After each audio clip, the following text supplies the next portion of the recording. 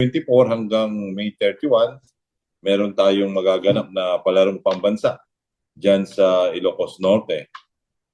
So far, as I've heard from my provincial director there, si Colonel Frederick Omar, nagkandak na sila ng series of meeting relative to this event.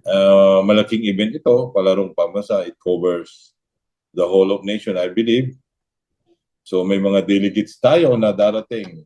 No? So marami tayong mga gagawin ang kapulisan in coordination with the local government units ng especially the provincial government of Ilocos Norte dahil sila po yung host.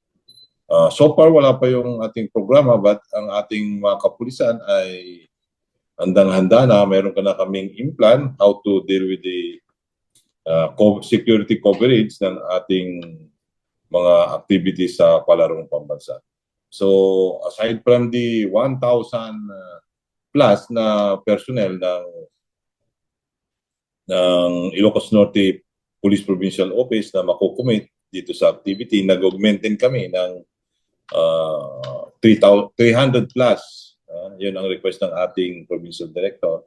So we gather personnel from the other provinces, Ilocos